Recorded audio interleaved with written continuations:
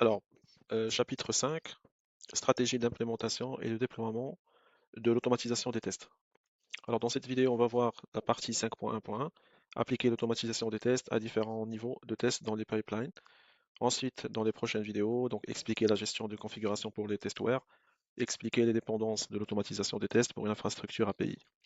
Donc là, on commence par la lecture de la partie du syllabus. Ensuite, on procédera à l'explication des différents concepts.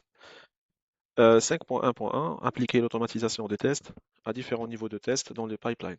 Alors, l'un des principaux avantages de l'automatisation des tests est que les tests implémentés peuvent s'exécuter sans surveillance, ce qui en fait des candidats idéaux pour être exécutés au sein de pipeline.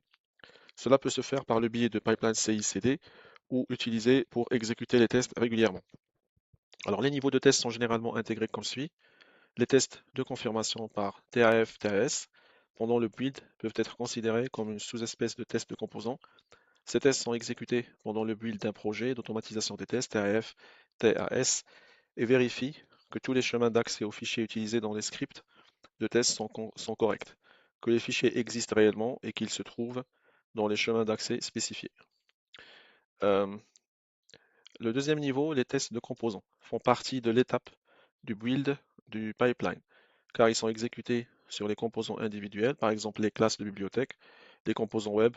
Ils agissent comme des points de contrôle de qualité pour le pipeline et constituent donc une partie cruciale d'un pipeline d'intégration continue. Troisième niveau, les tests d'intégration des composants peuvent faire partie du pipeline d'intégration continue s'il s'agit de tests de composants de bas niveau ou du SUT. Dans ce cas, ces tests et les tests de composants sont exécutés ensemble.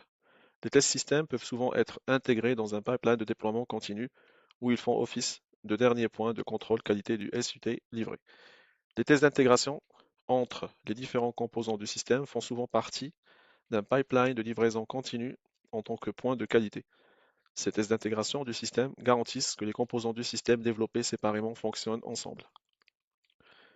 De nombreux systèmes modernes d'intégration continue font la distinction entre les phases de build et de déploiement des pipelines de livraison continue. Dans ce cas, les tests de composants et les tests d'intégration de composants font partie de la première phase de build, lorsque cette première phase est réussie. C'est-à-dire que le build et les tests se déroulent ensemble. Les composants SUT sont déployés. Dans le cas des tests d'intégration des tests système et des tests d'acceptation, il existe deux approches principales pour les intégrer dans les pipelines. Alors la première approche, les cas de test sont exécutés dans le cadre de la phase de déploiement après le déploiement du composant. Cela peut être bénéfique car sur la base des résultats de test, le déploiement peut échouer et également être annulé. Toutefois, dans ce cas, si les tests doivent être réexécutés, il faut procéder à un redéploiement.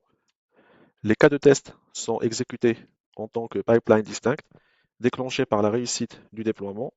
Cela peut être avantageux s'il est prévu que différentes suites de tests et divers codes d'automatisation des tests s'exécutent sur chaque déploiement. Dans ce cas, les tests ne constituent pas un point de contrôle de qualité. Il faut donc d'autres actions généralement manuelles pour revenir sur un déploiement qui n'a pas abouti. Dans ce cas, quelques scripts et de tests automatisés simples peuvent être utilisés en tant que contrôle de déploiement pour s'assurer que le SUT est déployé, mais ces scripts de tests automatisés ne vérifient pas l'attitude fonctionnelle d'une manière générale. Les pipelines peuvent également être utilisés à d'autres fins d'automatisation des tests, tels que exécuter périodiquement différentes suites de tests. Une suite de tests de régression peut être exécutée chaque nuit, c'est-à-dire la régression nocturne, en particulier pour les suites de tests de longue durée, de sorte que l'équipe aura une image claire de la qualité du SUT le matin. S'exécuter exécuter des tests non fonctionnels, soit dans le cadre d'un pipeline de déploiement continu, soit séparément, pour surveiller périodiquement certaines caractéristiques de qualité non fonctionnelles du système, telles que l'efficience des performances. Donc maintenant, nous allons passer à l'explication de tous les concepts de cette partie à 5.1.1. Appliquer l'automatisation des tests à différents niveaux dans les pipelines. Donc, voyons comment appliquer l'automatisation des tests à différents niveaux de tests dans les pipelines. L'un des principaux avantages de l'automatisation de tests est qu'elle permet d'exécuter des tests sans que personne n'ait à les surveiller de près. Laissez-moi vous raconter une petite histoire. Je me souviens que lorsque j'ai commencé à travailler dans le domaine des tests, nous avions ce rituel du vendredi après-midi au cours duquel quelqu'un généralement le nouveau membre de l'équipe devrait rester tard pour lancer manuellement tous les tests du week-end. Mais une fois que nous avons intégré nos tests dans des pipelines, l'ordinateur s'est chargé de ses tâches et soudain, tout le monde a pu commencer son week-end à temps. C'est là toute la puissance de l'exécution des tests sans surveillance. Alors qu'est-ce que Oléodic? Avant d'entrer dans le vif du sujet, assurons-nous d'être sur la même longueur d'onde en ce qui concerne les pipelines. Lorsque je parle de pipeline, je parle généralement d'un pipeline CI/CD, où CI signifie intégration continue et CD signifie livraison continue ou déploiement continu, selon la personne à qui l'on s'adresse. Pensez à un pipeline comme à une chaîne de montage dans une usine. Le code entre d'un côté, passe par divers points de contrôle de qualité, comme nos tests automatisés, et s'il passe tous les contrôles, il ressort dans l'autre côté prêt à être déployé. Ces pipelines automatisent le processus de création, de test et de déploiement des logiciels. Voici une visualisation simple à quoi peut ressembler un pipeline. Comme vous pouvez le voir, nous commençons par une modification du code, passant par un certain nombre d'étapes de contrôle de la qualité et enfin nous déployons en production si toutes les étapes précédentes ont été franchies avec succès. Alors, tester les niveaux dans les pipelines. Voyons maintenant comment les différents niveaux de test s'intègrent dans ces pipelines. Tests de configuration. Tout d'abord, nous avons ce que l'on appelle des tests de configuration pour votre cadre de solution d'automatisation des tests. Il s'agit essentiellement de tests spécialisés qui vérifient que votre cadre d'automatisation est correctement configuré. Par exemple, supposons que vous ayez des scripts qui doivent accéder à certains fichiers. Un test de configuration pourrait vérifier que ces chemins sont corrects et que le chemin existe réellement. Ces tests s'exécutent pendant la construction de votre projet d'automatisation des tests et sont comme un contrôle avant vol pour s'assurer que vos outils de test sont prêts à fonctionner. Maintenant, nous allons passer aux tests de composants. Ensuite, nous avons les tests de composants qui font partie de l'étape de construction de votre pipeline. Il s'agit de tests portant sur des composants individuels tels que des classes, des bibliothèques ou des composants web. Par exemple, si vous créez une application web avec un composant de sélection de date, vos tests de composants pourraient vérifier s'il peut facilement valider des étapes ou empêcher les utilisateurs de sélectionner des dates dans le passé. Ces tests agissent comme des barrières de qualité pour votre pipeline. Qu'est-ce que cela signifie concrètement? Si ces tests échouent, le pipeline s'arrête là, empêchant le mauvais code d'avancer. Telle d'intégration des composants. Aller de l'avant. Nous disposons de tests d'intégration des composants qui vérifient que les composants de bas niveau fonctionnent correctement ensemble. Ceux-ci sont souvent exécutés conjointement avec les tests de composants et le pipeline d'intégration continue. Par exemple, si vous disposez d'un composant de journalisation et d'un composant de profil d'utilisateur, un test d'intégration de composants vérifiera qu'après la connexion, le profil d'utilisateur affiche les informations correctes. Passons maintenant aux tests système. Alors ensuite, nous avons les tests système qui sont généralement intégrés dans un pipeline de déploiement continu. Ces tests permettent de vérifier que l'ensemble du système fonctionne comme prévu du point de vue de l'utilisateur final. Un test système peut consister à vérifier qu'un utilisateur peut mener bien l'ensemble d'un processus comme l'ouverture d'un compte, l'ajout d'articles, un panier et la réalisation d'un achat sur un site de commerce électronique. Ces tests constituent la dernière barrière de qualité avant le déploiement, comme une inspection finale avant l'expédition d'un produit. Maintenant, passons aux tests d'intégration du système. Enfin, les tests d'intégration du système permettent de vérifier que les composants du système déployés séparément fonctionnent correctement. Ceux-ci font souvent partie d'un pipeline de livraison continue.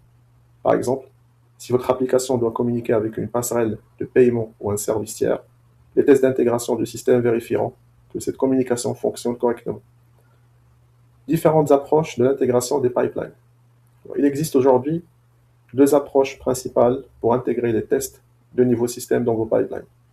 Dans la première approche, vos tests sont exécutés dans le cadre de la phase de déploiement. Une fois les composants déployés, cela présente un grand avantage.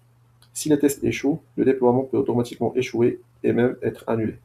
C'est comme avoir un frein d'urgence qui s'enclenche automatiquement en cas de problème. Le revers de la médaille. Alors, si vous devez réexécuter des tests, vous devez d'abord tout redéployer, ce qui peut prendre du temps. J'ai travaillé sur un projet où nous avons utilisé cette approche, et bien qu'elle soit excellente pour détecter les problèmes avant qu'ils n'atteignent la production, nous avions parfois de fausses alertes dues à des tests défectueux qui déclenchaient un retour en arrière inutile. Nous avons dû faire des attentions aux tests que nous avons inclus dans cette phase. Dans la seconde approche, vos tests sont exécutés et tant que pipeline séparé, qui est déclenché après un déploiement réussi. Ceci est utile lorsque vous prévoyez d'exécuter différentes suites de tests ou différents codes d'automatisation des tests sur chaque déploiement. Dans cette approche, les tests n'agissent pas comme des barrières de qualité, ils sont plus informatifs. En règle générale, vous inclurez quelques tests automatisés simplement pour vérifier que le déploiement lui-même s'est déroulé correctement. Mais vous n'exécuterez pas l'ensemble des tests dans le cadre du processus de déploiement.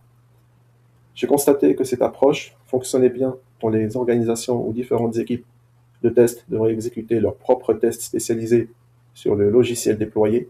Au-delà de l'intégration de base des pipelines, les pipelines ne sont pas uniquement destinés aux tests de déploiement. Ils peuvent également être utilisés à d'autres fins d'automatisation des tests. Passons à l'exécution de séries de tests périodiques. Vous pouvez mettre en place des pipelines pour exécuter périodiquement différentes suites de tests. Par exemple, vous pouvez exécuter une suite complète de tests de régression tous les soirs, souvent appelée régression nocturne, en particulier pour les tests de longue durée. Imaginez que vous n'auriez au travail chaque matin et que vous arriviez au travail chaque matin et qu'un rapport complet sur la qualité de votre logiciel vous attend. C'est ce qui permet la régression nocturne automatisée. Les pipelines de tests non fonctionnels peuvent également exécuter des tests non fonctionnels, soit dans le cadre d'un pipeline de déploiement continu, soit séparément. Alors, ces tests vérifient des éléments tels que les performances, la sécurité ou l'accessibilité. Par exemple, vous pouvez mettre en place un pipeline pour exécuter des tests de performance une fois par semaine afin de vérifier si les modifications apportées au code ont un impact. La rapidité de réponse de votre application. Alors, exemple concret. Permettez-moi de vous présenter un exemple concret de la façon dont tout cela s'articule. Dans le cadre d'un de mes précédents projets, nous avions une application financière avec des exigences de qualité très strictes. Notre pipeline se présente comme suit. Tout d'abord, le développeur soumet le code. Deuxièmement, le serveur CD qui exécute la compilation. Troisièmement, les tests de composants s'exécutent automatiquement en 45 secondes environ. La quatrième étape consiste à exécuter les tests d'intégration des composants s'ils sont concluants, ce qui prend environ 1 minute. Lors de la cinquième étape, si les tests sont concluants, le code est automatiquement déployé dans un environnement de test. Lors de la sixième étape, les tests du système sont exécutés pour vérifier les chemins critiques, ce qui prend environ 3 minutes. Dans la septième étape, si pas de passe, le code est déployé dans un environnement d'essai au cours de la huitième étape. Les tests d'intégration du système sont exécutés pour vérifier les intégrations externes, ce qui prend environ 5 minutes. Enfin, à la neuvième étape, tous les soirs, à minuit, une suite de régression complète sera exécutée, ce qui prendra environ 10 minutes. Nous avions également un pipeline séparé qui exécutait des tests de performance tous les dimanches soirs, lorsque l'utilisation du système était faible. Cette approche a permis de résoudre environ 85% des problèmes avant qu'ils n'atteignent la production, les 15% restants étant généralement des cas marginaux difficiles à anticiper. Alors pour conclure, nous avons appris que l'automatisation des tests est idéale pour les pipelines car les tests peuvent être exécutés sans surveillance, différents niveaux de tests s'adaptent à différentes parties de la configuration du pipeline et des tests de composants dans la phase de construction et du système et des tests d'intégration après le déploiement. Les tests peuvent faire partie du déploiement lui-même ou être exécutés en tant que pipeline séparé. Les pipelines peuvent également exécuter des tests périodiques de régression ou non fonctionnels. N'oubliez pas que l'essentiel est de placer les bons tests aux bons endroits. Les tests les plus rapides et les plus faibles hum, plutôt les plus rapides et les plus fiables doivent être effectués au début du process afin de détecter rapidement les problèmes, et les tests les plus complets doivent être effectués à la fin du process afin de garantir la qualité globale. Alors maintenant, je suis arrivé à la fin de cette partie. Donc dans la prochaine vidéo, nous parlerons de la gestion de la configuration pour test Square, qui est une autre pièce essentielle du puzzle lorsque l'on travaille avec l'automatisation des tests dans les pipelines.